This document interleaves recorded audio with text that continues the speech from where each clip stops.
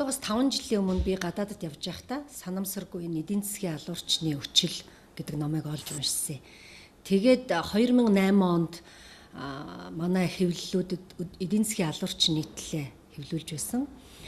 Энэ нийтлэлийг хэвлүүлэх болсон гол зорилго маань юу байсан бэ гэхээр бид аливаа зүйлийг урдчилж мэдснээр болцшгүй аюулыг урдчилж харснаар бид аливаа зүйлд одоо шийдвэр гаргахад одоо зөв зүйтэй алхмыг хийх одоо ийм боломж бүрдэх юмаа гэдэг үднээс би сэрэмжлүүлэг болгож энэ нийтлэлийг бичсэн. Та нар энэ ном гадуур монгол хэлээр гарсан байгаа эдийн засгийн алуурчдын золиосонд эзэр хөвнө. Энэ дээр бидний уул уурхай гэж баярлаад яриад байгаа бүх юмыг бичсэн юм байна.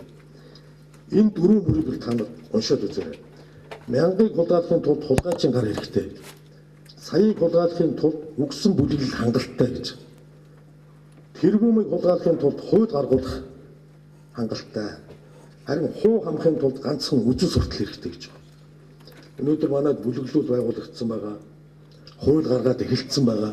Би сая хэлээ 70 жилгээд. Сангасаад энэ дээр бас тайлбар хийх байна. Харин хуу хамахын тулд ганцхан үзэл суртал гэдэг нь юу? Өнөөдөр 2030 онд Монгол хүнд нэг хүнд ногдох бодит орлого $60,000 болно гэж үзэл суртал байна. Тийм юмнууд зорж байгаа юм шиг болохоор нөгөө хүний тэмцэх бохимдох чанар байхгүй болдог. Энэ үзэл суртал ингээд яваад эхэлцээ.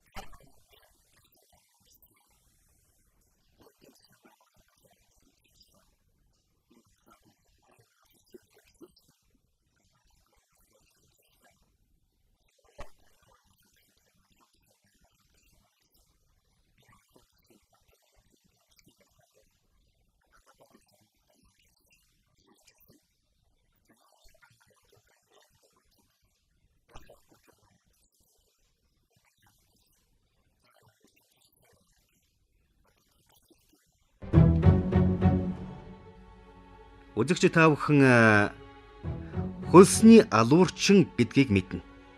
Эдийн засгийн алуурчны гол зорилго нь байгалийн баялаг ихтэй орнуудыг олон тэрбум $, оронд оруулах явдал бөгөөд түүнийг үндэстэн дамсан компаниудын дэмжлэгтэйгээр засгийн газруудыг молигдох, ингэхдээ хэлэлцээ хийгч талуудын дундуур 3 дахь этгээд мэт харагдаж зөвлөгч гэс нэрээр үндэстний эрх ашиг мэдэрдэггүй засгийн газруудад ард түмэнд худлаа хэлв. Эдийн засгийн алуурчдын ажил бүтлгүйцний дараах шатны ажлын тагнуулын байгууллагууд үргэлжлүүлэн үндэстний эрх ашиг хамгаалж байгаа хүмүүсийг хороох ажлыг хийдэг.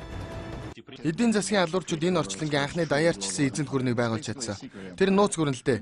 Янз янзын арга байх ч ихэвчлэн манай корпорациудын үйл ажиллагааны чиглэл дагуу газрын тос хэмэт баялагтай орныг тэд илрүүлэн тухайн оронд Дэлхийн банкнаас юм уу салбар банкнуудаас их хэмжээний зээл зохицуулж олгоно. Үнэн хэрэгтээ тэр мөнгнөөс тэд олж долоочгүй. Дэд бүтцийг нь босгох төслийг нь хэрэгжүүлэх манай корпорац 100 тонны хит баячуудын халаансанд орно.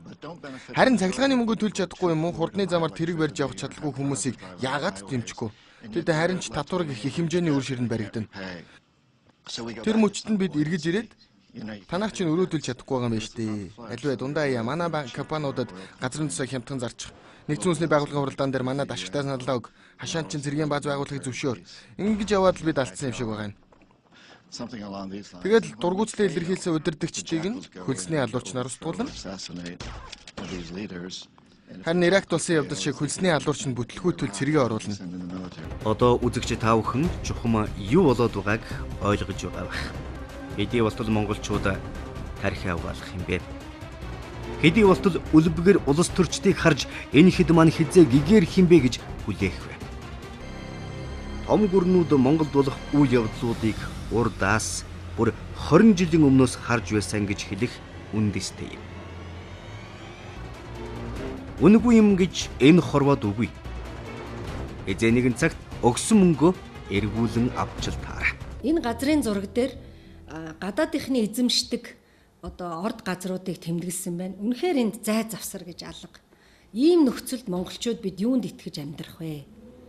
Бид өнөөдөр улс орныхоо төлөө, ард түмнийхөө төлөө хоёргүй сэтгэлээр зүтгэж чадах хариуцлагатай шудраг төрдөл бид нэр итгэж амьдрна. Монголчууд бид төрдөө итгэж амьдрмаар байна. Бидний итгэлийг дааж чадах ийм төр засагтай л баймаар байна.